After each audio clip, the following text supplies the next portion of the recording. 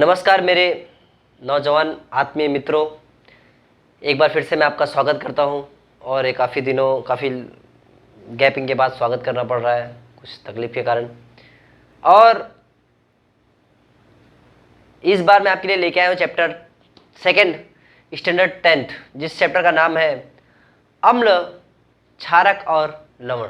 तो इस चैप्टर को पढ़ने से पहले, इस चैप्टर के बारे में जानने से पहले हम थोड़ा सा इस चैप्टर का अपने दैनिक जीवन पर प्रभाव देख लेते हैं। किस प्रकार से हम दैनिक जीवन में रोज इस चीज को महसूस करते हैं, परंतु कभी इसके बारे में जाना नहीं, कभी इसके बारे में समझा नहीं। जैसे कि आपने नींबू खाया, नींबू का रस पिया, तो वह स्वाद में खट्टा होता है। कभी आपने ये जानने की कोशिश नहीं की इसके पीछे का कारण क्या है और ये क्या कौन से पदार्थ है नींबू में जिसकी वजह से वो खट्टा दिखता है। आपके कपड़े पे सब्जी वगैरह गिर जा रही है तो उसका साबुन लगाने पर उसका कलर रेड हो जाता है। इसके पीछे क्या कारण था आपने कभी ये नहीं जाना। इतना ही नहीं कि आपको अगर पेट में एसिडिटी हुई है तो आपने इनो पिया है ना, इनो या फिर कोई भी ऐसा एंटी एसिड पिया या एंटी एसिड का सिरप या फिर दवाई खाई तो आपको रिलीफ हो जाता है। तो ये दैनिक जीवन से जुड़े हुए हमारे उदाहरण हैं कुछ, जिनके जो आपके साथ घटित हुए परंतु कभी आपने उस पर प्रकाश नहीं डाला। और इस अध्याय में हम उन्हीं चीज़ों पर प्रकाश डालने वाले हैं।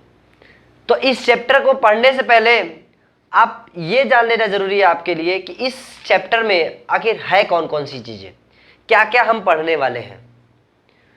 तो जब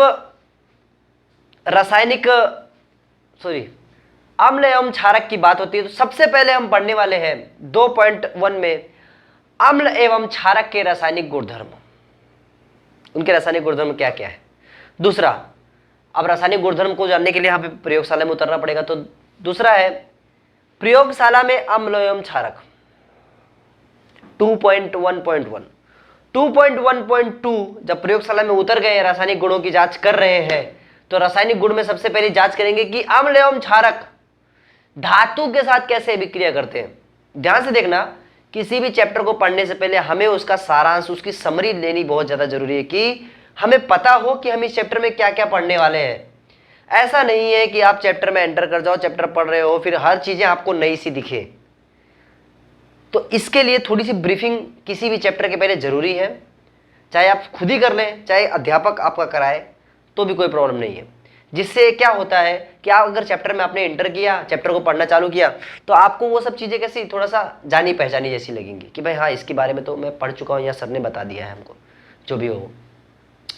तीसरा पॉइंट है 2.1.3 अम्ल का धातु कार्बोनेट और धातु बायोकार्बोनेट या फिर हाइड्रोजन कार्बोनेट कहते हैं, उसके साथ अभिक्रिया। कि धातु कार्बोनेट यानी किसी भी मेटल के पीछे CO3 और किसी भी मेटल के पीछे HCO3, अभी आगे पढ़ाऊंगा मैं आपको, इनके साथ अम्ल किस प्रकार अभिक्रिया करता है। इसके बाद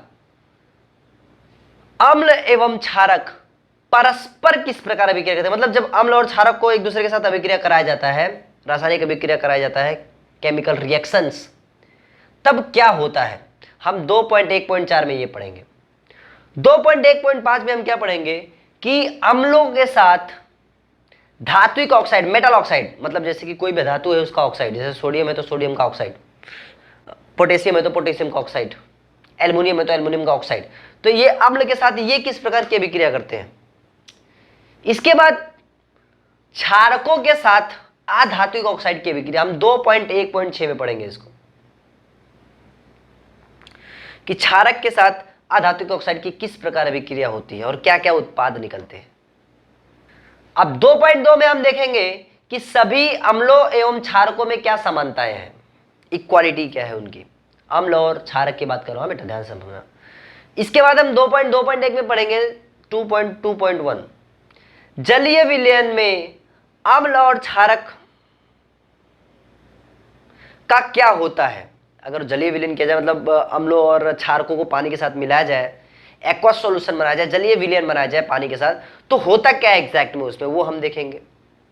इसके साथ साथ 2.3 में हम पढ़ेंगे कि अम्ल एवं क्षारक के विलयन कितने प्रबल होते हैं, कितने स्ट्रोंग होते हैं। अगर उनका विलयन बना जाए तो उनमें स्ट्रोंगनेस कितनी होती है, ताकत कितनी होती है और किस चीज से उनकी ताकत को नापा जाता है।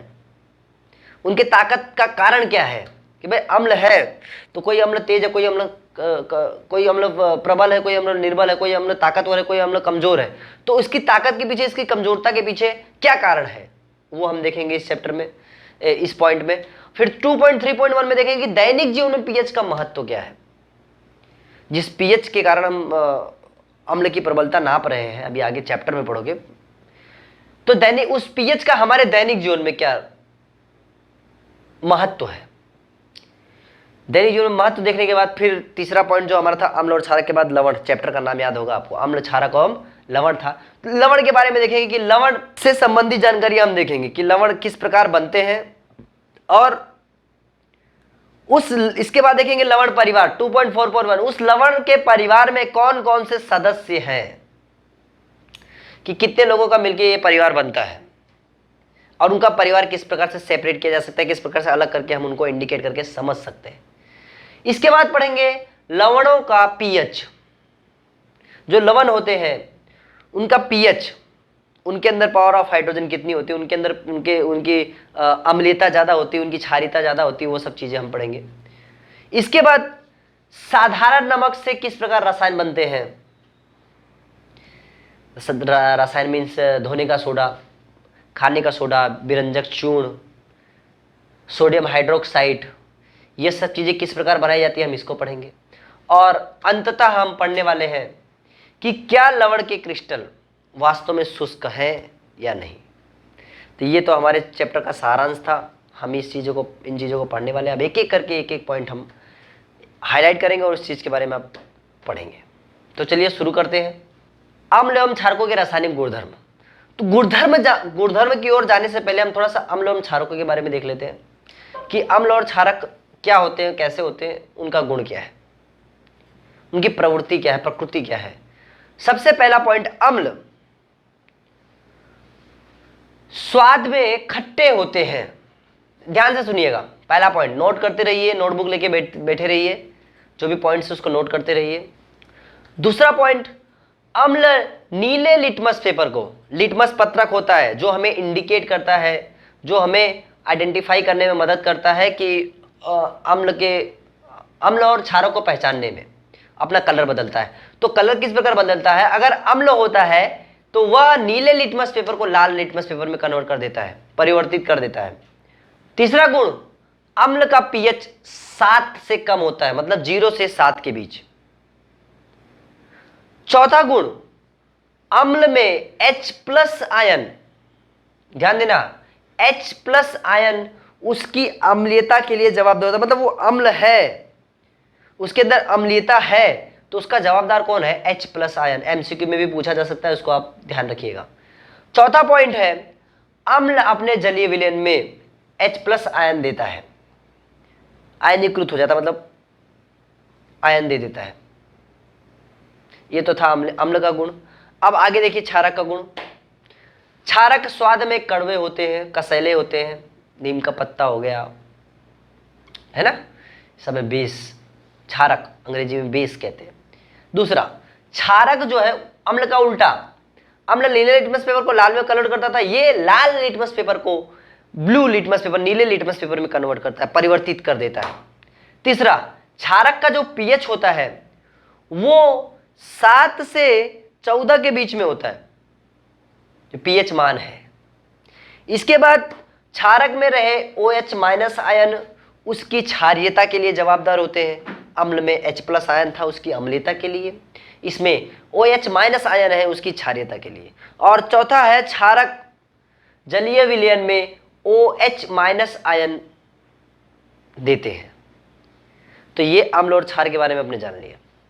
लेकिन अब एक थोड़ा सा टॉपिक में आगे बढ़ने से पहले, 2.1 पे जाने से पहले थोड़ा सा और एक चीज और बताने देना चाहता हूं कि किसी भी दिए गए विलयन की बात अगर मैं करूं, कि कोई भी विलयन मैंने आपको दिया, तो उसे आप किस प्रकार से बता सकते हैं कि ये ये अम्ल है कि ये क्षारक है ना। जैसे कि किसी भी चीज को, कोई भी आपके आसपास कोई घटना है, कोई परिवर्तन हो रहा है, कोई जानकारी है, तो उसको इंडिकेट करने के लिए एक इंडिकेटर होता है, उसको सूचित करने के लिए एक सूचक होता है। तो ऐसे ही अम्ल और क्षारक का अस्तित्व बताने के लिए कुछ सूचक पाए जाते हैं, जिनको दो भागों में बांटा जाता है। एक होता है संश्लेषित सूचक और दूसरा होता है प्राकृतिक सूचक। तो चलिए देखते हैं, सूचक किसी विलयन में या तो रंग या फिर गंध परिवर्तित करके अम्ल एवं क्षारक की उपस्थिति सूचित करता है। ध्यान समझना, अगर सूचक सिर्फ कलर ही नहीं, वो क्या करता है, अपनी स्मेल भी कभी कभी चेंज कर लेता है, वो सूचकों के ऊपर डिपेंड करता है। परिवर्तित करके हमें बता देता है कि भाई ये विलयन जो है ये अम्ल का है और ये विलयन जो है वो क्षारक का है। देखो होता कैसा है भी आप समझाता हूं। पहले ये जान लो कि सूचक कितने प्रकार के, तो सूचक दो प्रकार के होते हैं। एक होता है संश्लेषित सूचक, जिसके अंदर जो प्रयोगशालाओं में बनाए जाते हैं, ऑब्वियसली संश्लेषित है मतलब मानव निर्मित है, मतलब प्रयोगशालाओं में बनाए गए हैं। तो ऐसे में मेथिल ऑरेंज, फेनोल्फथलीन, ये दोनों रंग परिवर्तित करके देखते हैं। ये आपके लिए होमवर्क है, आप नेट पे या किसी की अपने शिक्षक की अपनी किताब पुस्तक की सहायता लेकर इसको सॉल्व करना कि मेथिल ऑरेंज का ओरिजिनल कलर कैसा होता है और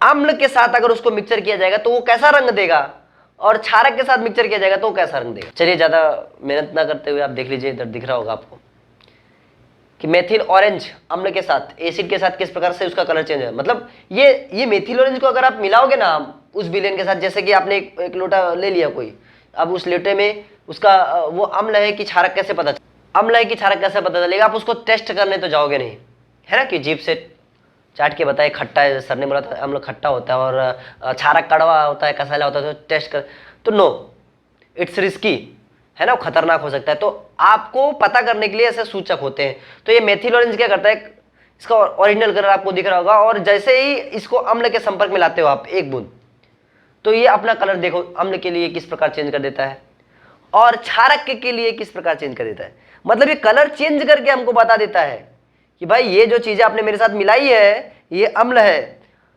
या फिर क्षारक है। इसके बाद दूसरे प्रकार का जो सूचक होता है वो होता है हमारा प्राकृतिक सूचक। प्राकृतिक सूचक हमें नेचुरली प्राप्त होता है, जैसे कि हमारी हल्दी, लाल पत्ता गोभी, प्याज इत्यादि, लवंग का तेल जो स्मेल चेंज करके बताती है हमें, है ना। हल्दी जैसे क्षारक के संपर्क में आती है तो अपने कलर को लाल कर देती है, तो इससे हम आसानी से पता कर लेते हैं कि भाई ये क्षारक है।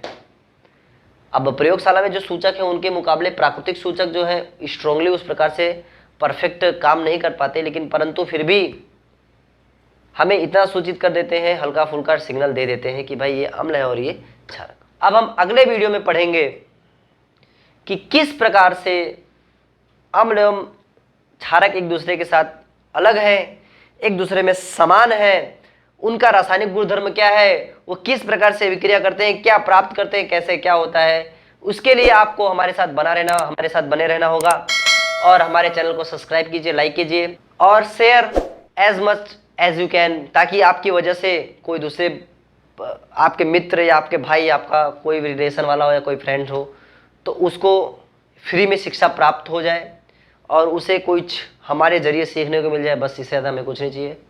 नमस्कार, चलता हूँ, मिलेंगे अगले वीडियो में, तब तक के लिए जय हिंद।